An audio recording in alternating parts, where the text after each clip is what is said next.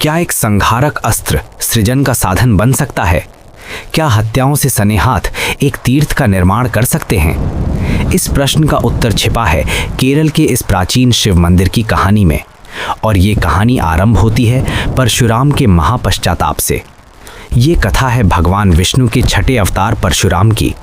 अपने पिता की हत्या का प्रतिशोध लेने के लिए उन्होंने अपने फरसे से पृथ्वी पर अभूतपूर्व संहार किया। 21 बार पृथ्वी को क्षत्रिय विहीन करने के बाद जब उनका क्रोध शांत हुआ तो उन्हें अपने कर्मों के महापाप का बोध हुआ। उनके फरसे पर लगा रक्त उनकी आत्मा पर एक बोझ बन गया था। मुक्ति की खोज में वे अपने आराध्य महादेव के पास कैलाश पहुंचे। उन्होंने अपना रक्त रंजित फरसा महादेव के चरणों में रख दिया और पूछा, हे प्रभु, मैंने धर्म का पालन किया पर मेरे हाथ असंख्य हत्याओं से सने हैं। इस पाप के सागर से मुझे कौन मुक्त करेगा? तब वैरागी महादेव ने अपनी आंखें खोली। उन्होंने परशुराम के क्रोध को नहीं, उनके पश्चाताप को देखा। उन्होंने कहा, वत्स, जो हाथ संहार कर सकते हैं वही हाथ सृजन भी कर सकते हैं। प्रायश्चित का मार्ग विनाश में नहीं, स्थापना में है। महादेव ने उन्हें आदेश दिया, तुम अपना फरसा समुद्र में फेंको और वो तुम्हें एक नई निष्पाप भूमि देगा।